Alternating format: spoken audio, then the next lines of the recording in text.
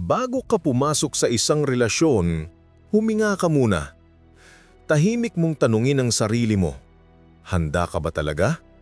Hindi dahil gusto mong magmahal, kundi dahil kaya mong magmahal nang hindi nawawala ang sarili mo. Maraming tao ang nagmamadali. Gusto nilang maramdaman na mahal sila. Gusto nilang may kasama. Pero sa bawat pagmamadali, may kalat. At ang kalat na yan ang sumisira sa mga pusong hindi pa buo. Ang relasyon ay hindi lugar para sa mga nagtatago sa sakit. Hindi ito tahanan para sa mga gustong makatakas sa sarili. Ito ay larangan ng dalawang taong buo. Hindi para makumpleto, kundi para magkasamang tumatag. Kaya bago mo sabihing handa na ako, siguraduhin mong kaya mong tumayo sa sarili mong dilim. Kaya mong maramdaman ng lungkot nang hindi mo kailangang may kasama.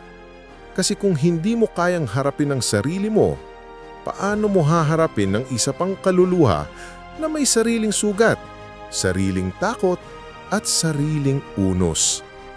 Sa mundo ng pagmamahal, ang hindi handa, sila ang unang nababasag.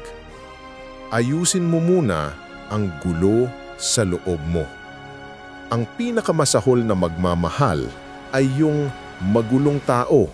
Dahil sa bawat halik, dala niya ang alikabok ng nakaraan.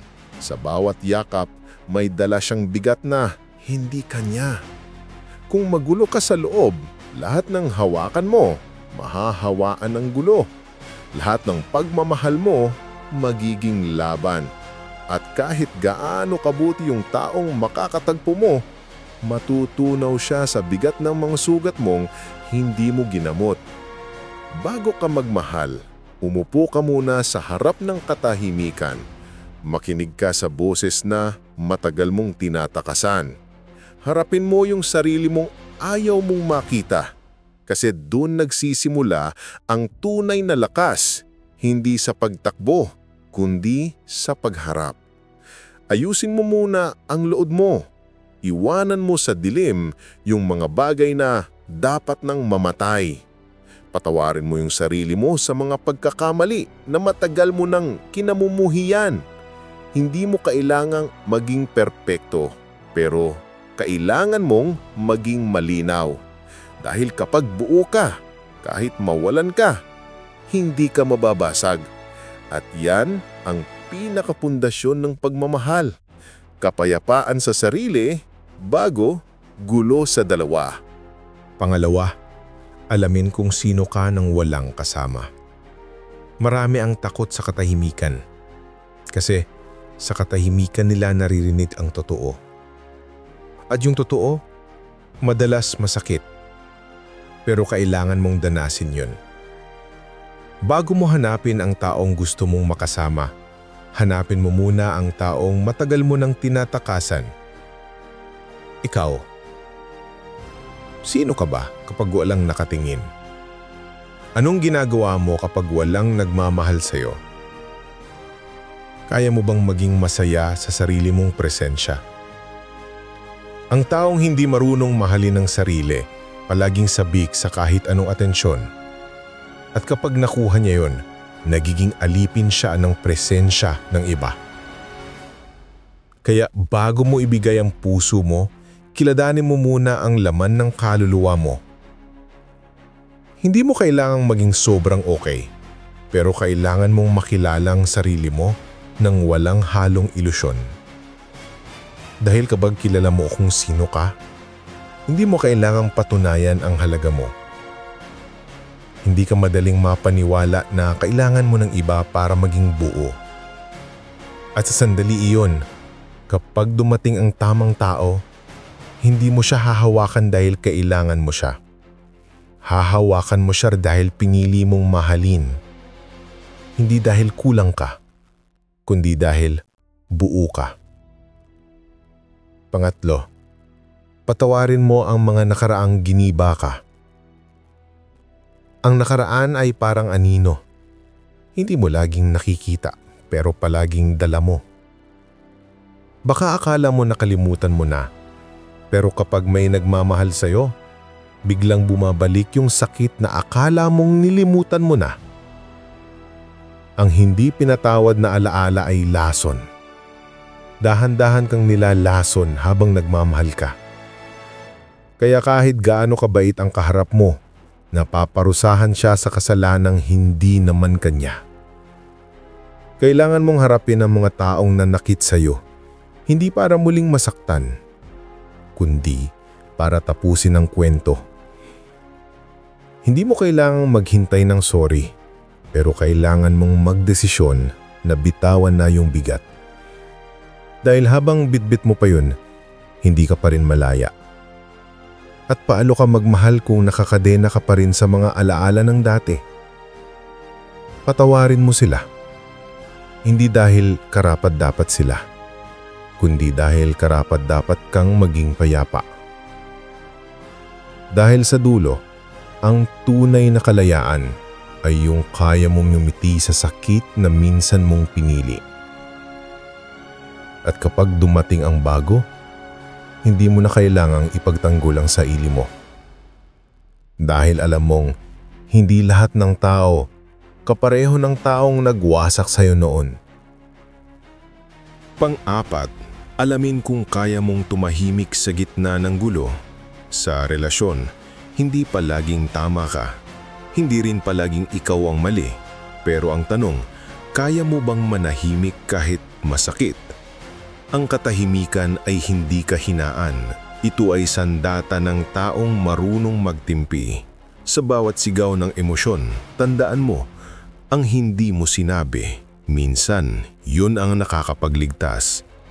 Kung kaya mong manahimik sa gitna ng gulo, ibig sabihin kaya mong piliin ng kapayapaan kaysa ego, at ang taong marunong pumili ng kapayapaan, siya yung hindi madaling matalo. Kapag galit ka, huwag mong sagutin agad. Kapag nasaktan ka, huwag mong gantihan agad. Ang tunay na matatag hindi sumusuko sa unang bugso ng emosyon. Ang relasyon ay hindi digmaan ng boses, kundi laban ng disiplina. At sa bawat laban, hindi ang pinakamalakas ang nananalo, kundi yung marunong maghintay ng tamang oras para magsalita. Tahimik ka pero malinaw, kalmado ka pero matalim. At kapag dumating ang bagyo, ikaw yung uri ng lalaking hindi natitinag, hindi dahil wala kang nararamdaman, kundi dahil marunong kang magpigil. Panglima, matutong ikontrol ang emosyon mo. Ang damdamin parang apoy, maganda kung marunong kang magpaapoy, pero delikado kung hindi mo alam paano patayin. Marami ang nadadala ng emosyon. Minsan isang maling salita lang, nasira na lahat. Isang gabing puno ng galit, tapos na ang relasyon.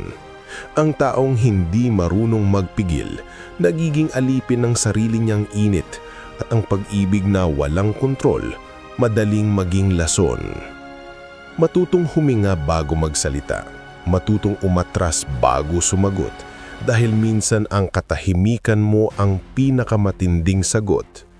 Kapag natutunan mong kontrolin ang emosyon mo, hindi mo kailangang laging manalo sa argumento dahil mas mahalaga ang kapayapaan kaysa pride.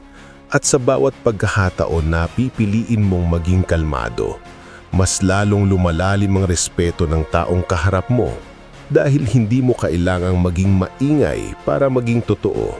Hindi mo kailangang maggalit para iparamdam ang halaga mo. Tahimik ka lang pero ramdam ka.